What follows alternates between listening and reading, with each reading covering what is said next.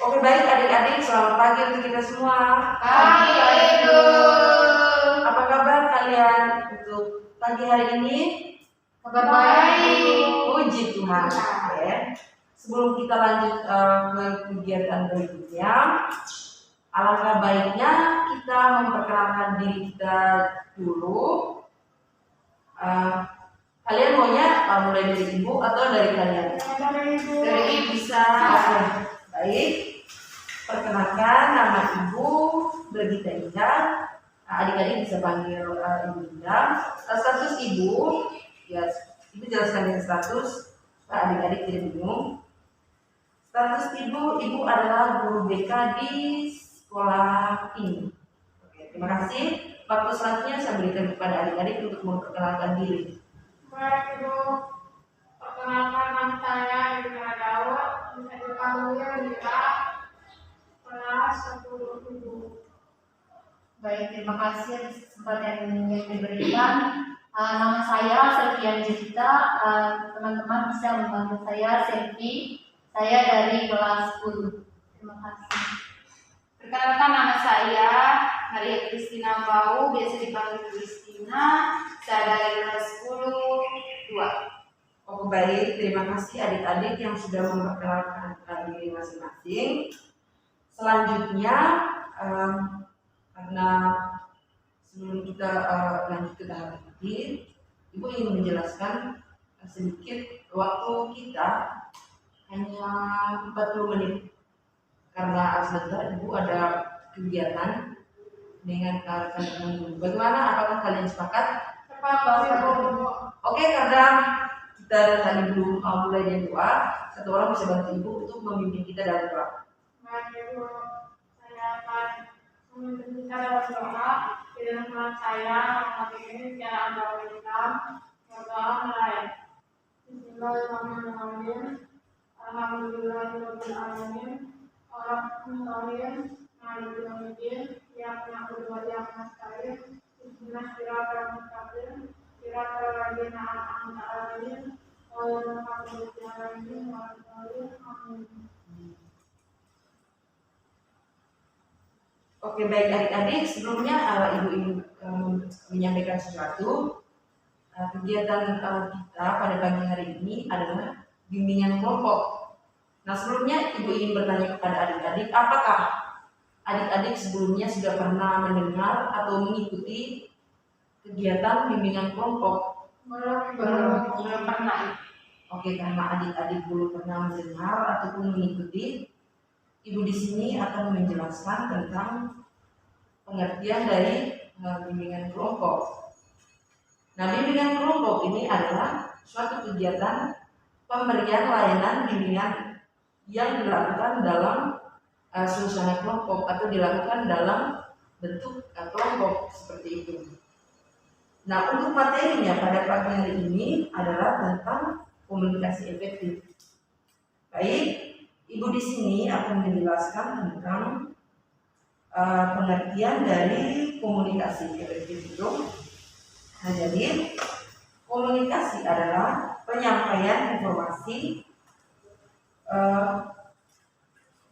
di antara manusia untuk membangun suatu hubungan yang baik.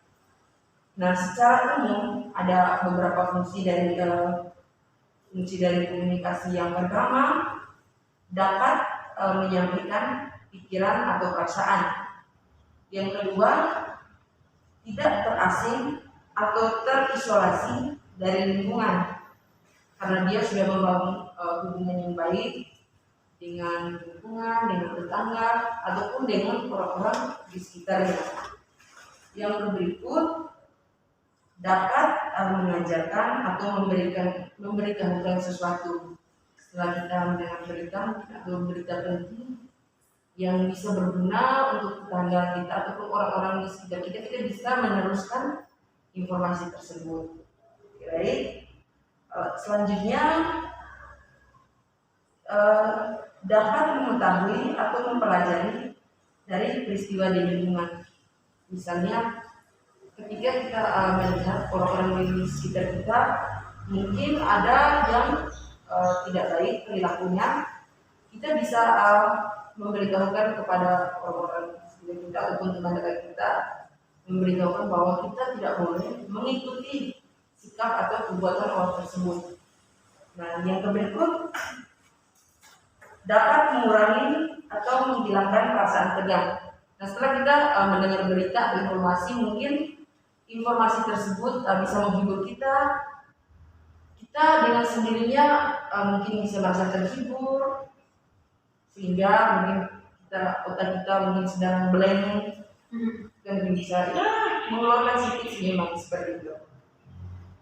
Baik, di sini fungsi komunikasi yang pertama ada beberapa bagian.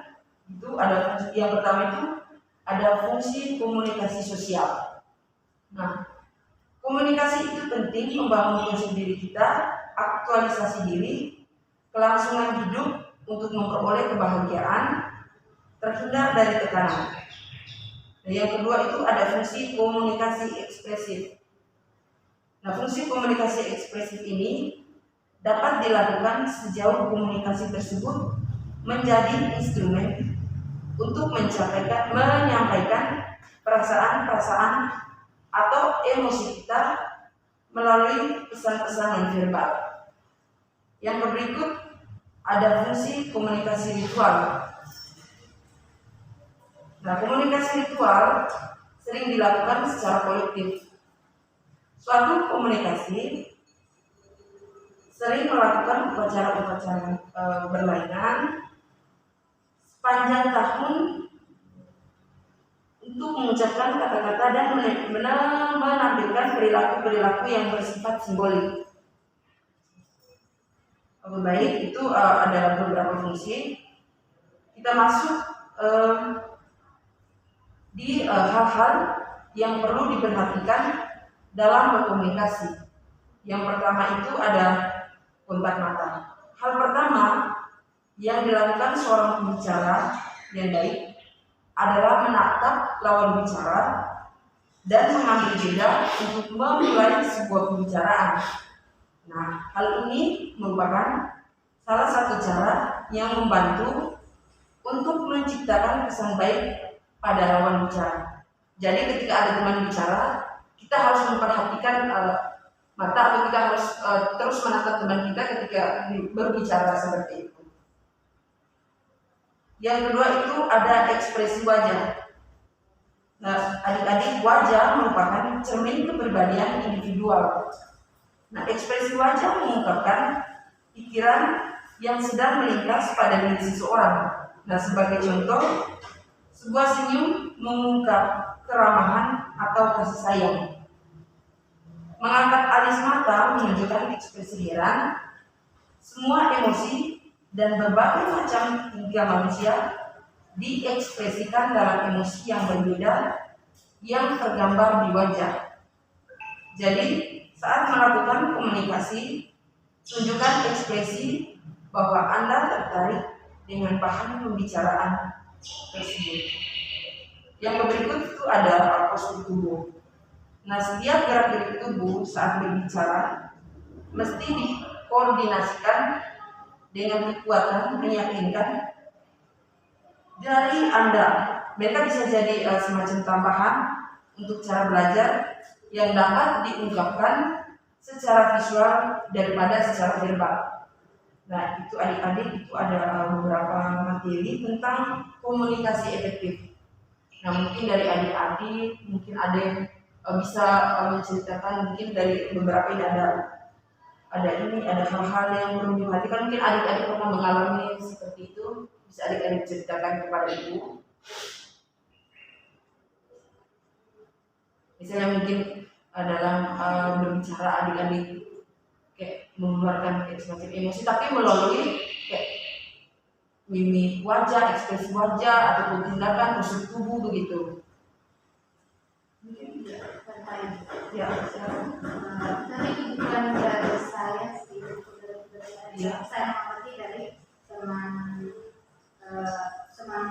kos saya, Ibu. Jadi sering kali ketika saya sedang bercerita atau apa, dia sering mengekspresikan dengan mimik wajah kayak tidak percaya begitu, Ibu. atau dia sering yang punya tidak percaya dan sering cubit-cubit teman lain untuk kayak tidak mempercayai dan berkata kalau pembicaraan saya itu bohong, tidak benar, atau sering membuat lucu di belakang, itu sering saya alami seperti itu. Ya memang itu salah satu ekspresinya untuk menangkap informasi dari temannya. Memang ada kita dalam berkomunikasi itu kita harus berusaha baik, kita harus menunjukkan komunikasi yang baik dengan sesama agar teman yang berkomunikasi dengan kita itu nyaman untuk berkomunikasi dengan kita, betah, dan kita juga tidak macam kalau kita dalam berkomunikasi kita berbuat macam tidak menghargai orang di sekitar kita, itu kita mungkin bisa jadi jauh seperti itu. Ya adik-adik, setelah mendengar materi kita pada pagi hari ini, mungkin dari adik-adik ada yang ingin memberikan sedikit kesimpulan dari materi kita pada pagi hari ini. Baik, Ibu, mungkin dari saya. Jadi pada intinya materi kita pada hari ini adalah bagaimana cara menghormati pembicaraan orang lain. Jadi ketika orang lain berbicara itu kita harus menghormati dari segi tingkah laku atau cara kita mendengarkannya itu. Jadi pada intinya saling menghormati ketika orang lain berbicara. Itu saja. Baik, mungkin dari adik-adik yang lain. Ya memang seperti dari tadi ya, pengertian komunikasi itu sebagai kegiatan saling bertukar pendapat atau hubungan antara manusia baik individu maupun kelompok. Jadi di sini kita sudah ada kelompok. Bagaimana cara berkomunikasi kita yang baik agar teman ataupun sahabat kita itu bisa dengar apapun yang kita bicarakan, seperti itu. Ya adik-adik, melihat dengan waktu kita juga tinggal sedikit, ibu juga ada kegiatan lain, jadi ibu batasin. Ibu akan bertanya kepada adik-adik. Mungkin kalau memang adik-adik merasa ada yang belum puas atau mungkin ada lagi hal-hal yang mau adik-adik tanyakan, adik-adik bisa datang untuk menemui ibu. Nah, ibu akan bertanya apakah adik-adik mau melakukan kegiatan lanjutan di hari ataukah di tempat yang sama? Iya. Baik. Nanti minggu depan di hari yang sama juga di tempat di sini juga kita melakukan kegiatan lanjutan ya.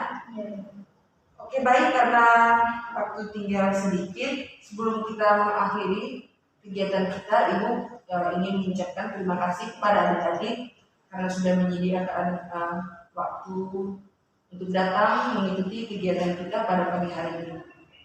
Baik, sebelum kita menutup kegiatan kita, alangkah baiknya satu orang memimpin kita dan doa penutup.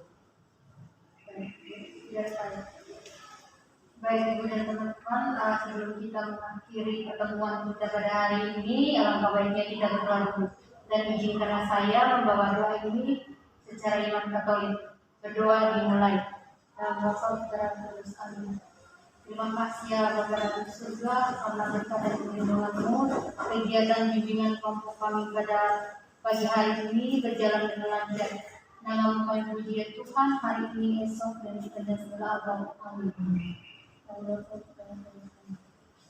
Baik, terima kasih adik-adik. Tetap jaga kesehatan, tetap semangat untuk proses belajarnya. Selamat pagi kita semua. Selamat pagi Ibu.